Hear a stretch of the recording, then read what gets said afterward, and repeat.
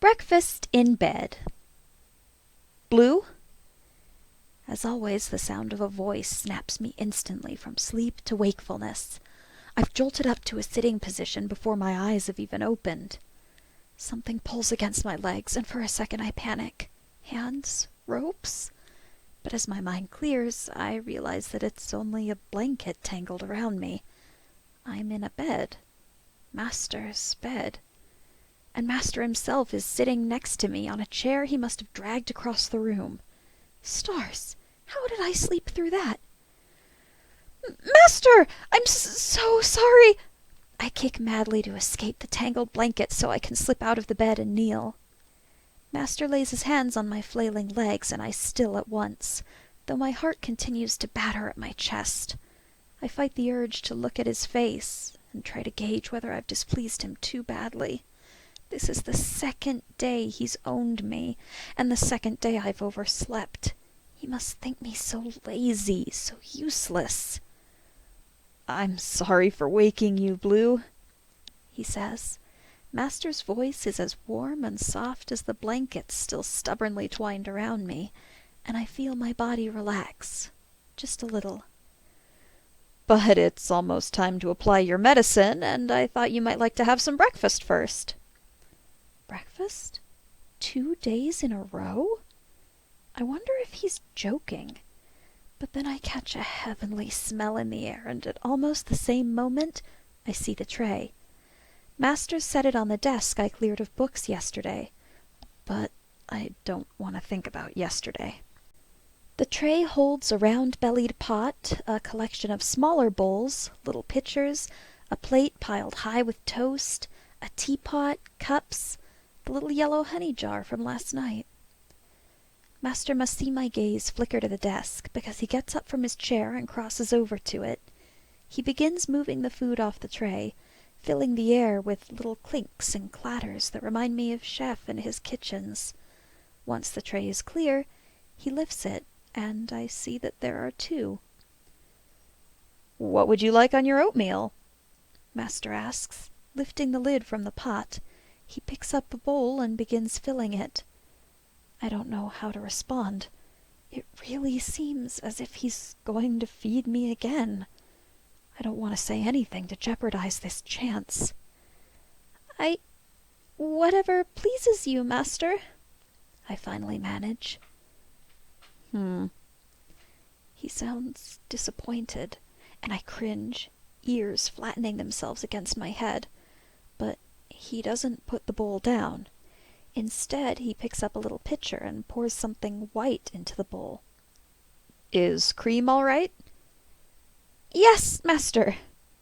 I nod vigorously, grateful for the chance to be agreeable. He nods as well, and seems to reach some conclusion in his own mind. I can only pray that whatever it is, it doesn't involve taking the food away. He similarly announces himself when he adds honey, blueberries, and raspberries. Then he sets the bowl on one of the trays and adds several slices of toast before returning to the bed. Master leans in to set the tray on my lap.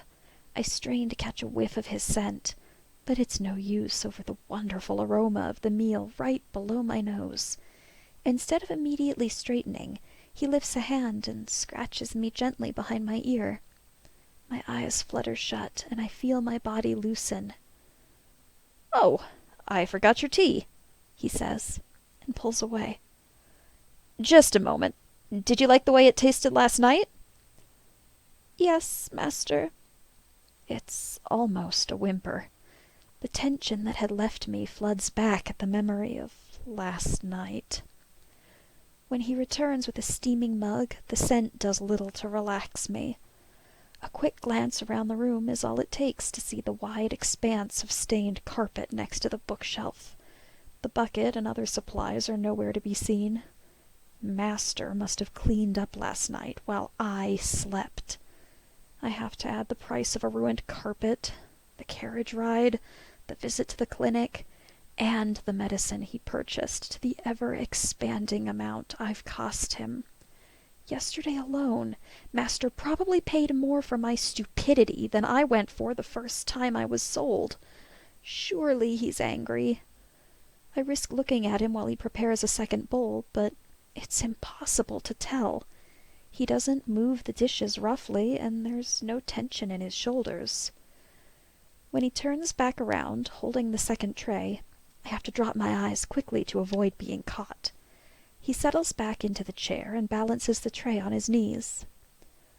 "Go ahead and eat, Blue," he tells me as he lifts his own spoon to his mouth.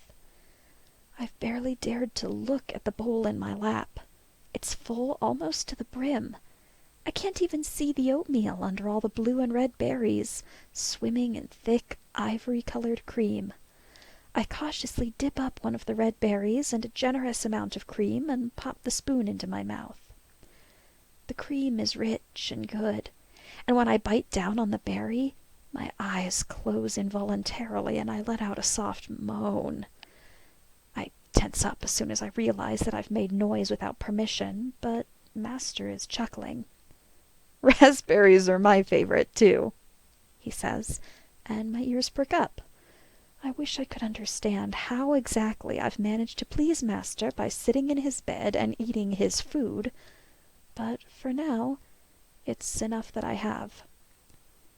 We eat in silence for several long moments. The oatmeal feels so wonderful going down my throat, and it leaves a pleasant, heavy warmth in my stomach. I discover that I can taste the berries even better if I use my tongue to press them against the roof of my mouth instead of biting them. So I do, savoring each small explosion of fresh, sweet juice. How is it that every meal Master gives me seems better than the last? My stomach begins to feel full before the bowl is even a quarter empty. I slow my bites, but I want to keep feeling that comforting heat in my belly. I reach for the tea, which I'd ignored until now in favor of the food. I'm too hasty. The mug is heavier than I expected, and my arm wavers as I lift it. Hot tea slops over the rim and splatters onto me. Onto my Master's clothes. My Master's sheets. My distressed whimper draws Master's attention, and almost at once his hands go around mine, steadying the mug and keeping it from spilling any more. "Blue, are you all right? Was it too hot? Are you burned?" Before I can think of a response, he's already pulled the mug from my trembling hands and pushed my tray to the unoccupied side of the bed. There's a loud clatter as he sets his own tray heedlessly on the floor. He pushes the sheets aside and lifts the hem of my shirt to examine the skin under the dark, wet spots. "Good," he murmurs. "No burns. Does it hurt? I'm sorry. I didn't think it would be all that hot anymore." It's the utter wrongness of the apology that does it. The pounding panic in my skull finally breaks loose and swallows my body whole. Before I know what I'm doing, I've thrashed free of hands and sheets alike and flung myself onto the floor beside the bed.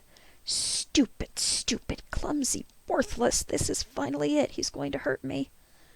I crumple on the carpet, pressing my forehead against Master's feet. "I am so sorry for spilling on your sheets, Master.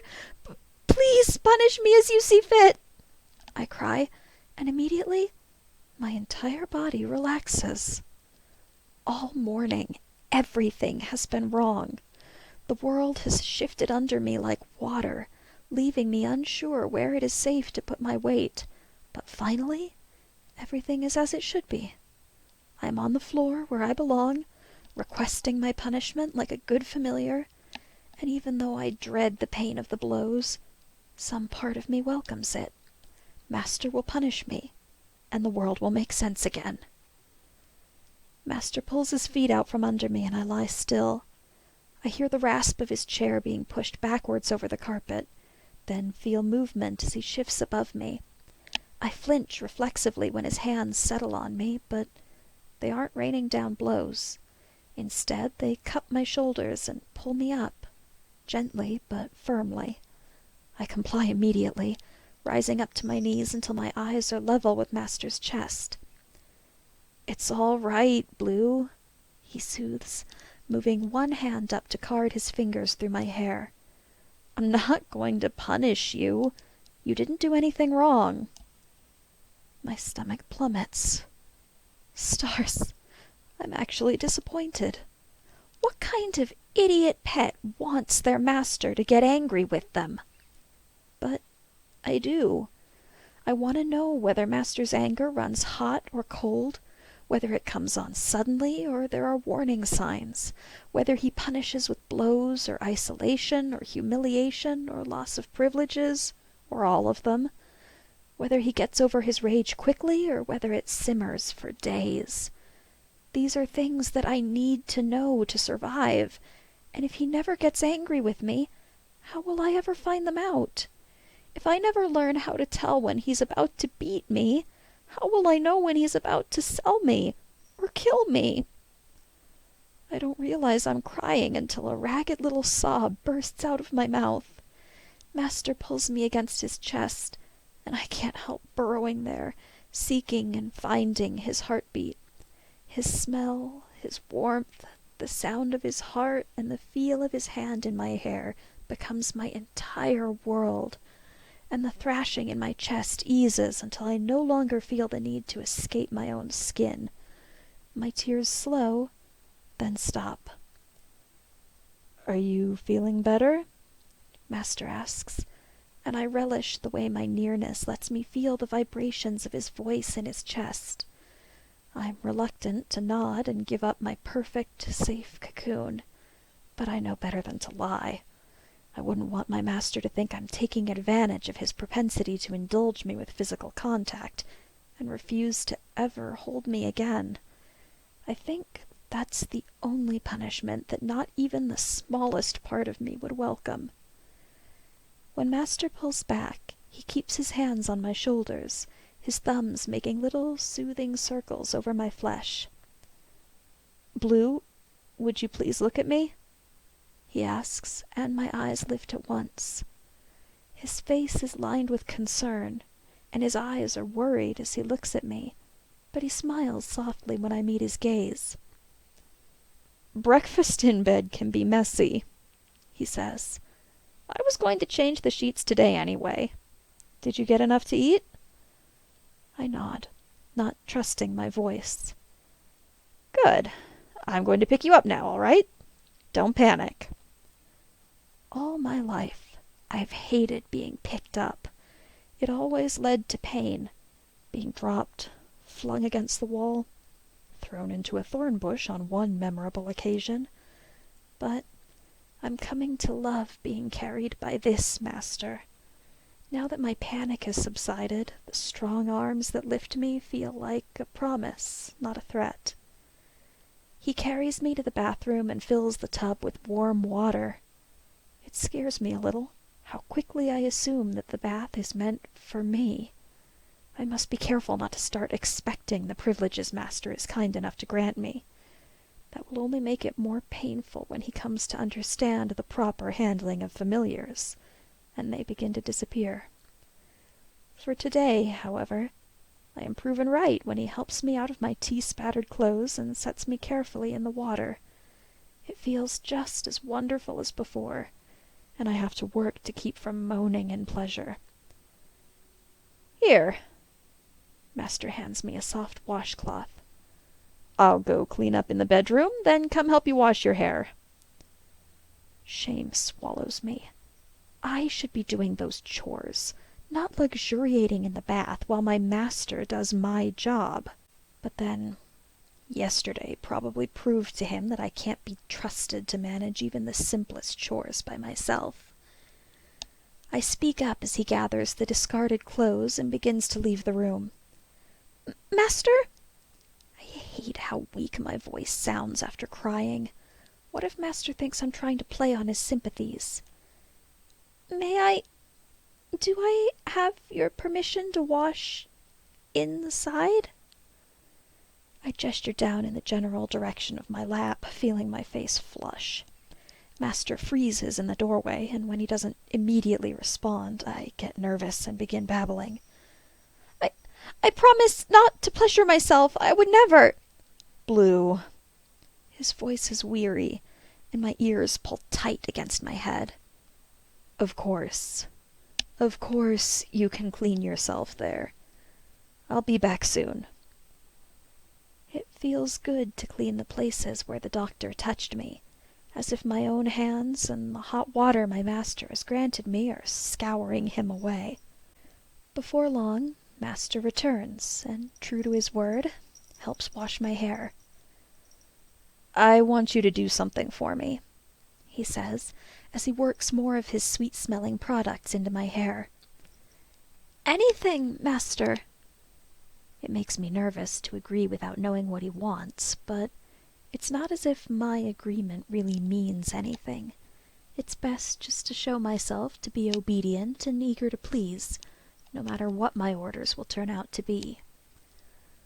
"I want you to stay in bed for a few days. We need to get your feet fully healed by the time classes start, and it'll be easier if you can stay off them." Master levitates some water to rinse my hair.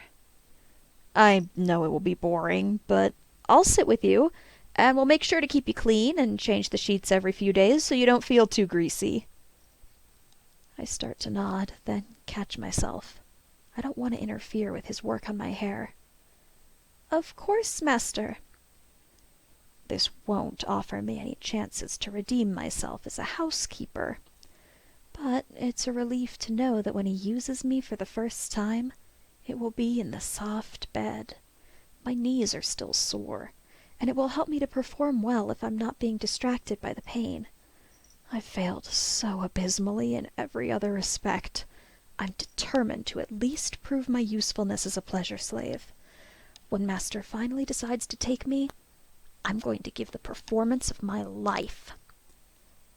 Apparently, that won't be happening just yet, as master dresses me in a fresh set of his clothes before lifting me again and carrying me back to the bedroom. There's no sign of our breakfast anywhere, and the bed is made up with new sheets and blankets. Master sets me on the edge of the bed and returns to his chair, pulling a small jar from his pocket. When he unscrews the lid, a strong medicinal smell fills the air, and it's all I can do not to screw my face up. "Can you give me your feet, Blue?" master asks. I obey at once. Master swipes a little of the cream out of the jar, then picks up my left foot and begins massaging it into my sole. I keep my eyes on his hands. They don't seem like a master's hands. All my previous masters had smooth, soft hands, but they were always using them to strike and pinch and twist. This master has hands more like the guards at the cages, rough with work, with strong, large-knuckled fingers, and nails pared close to keep them out of the way, like a servant's. Even now, as he massages the cream into my foot, I can feel the strength in his hands, and I know that if he wanted, he could hurt me far worse than any of my other masters. He could probably break every bone in my body without even breaking a sweat of his own. The thought stirs my guts with unease, and I wish again that he would get angry with me. Just once. But his hands on me are careful, and when he's done with my left foot, he gives it a gentle, comforting squeeze before setting it down and reaching for the right. "Good job, Blue," he says warmly as he begins the process over. "You're being very patient. I'm proud of you." I can't help preening. I could work my whole life without deserving those words from my wonderful master, but if he sees fit to give them to me, then just like the baths, the food, the patience, the bed, the gentle touches, I will accept them, with a silent prayer of gratitude to whatever might be listening. I pair this with another unspoken prayer, this one directed at the man in front of me, who holds more power over me than any god anyway. I want to always be yours, master. Please keep me forever,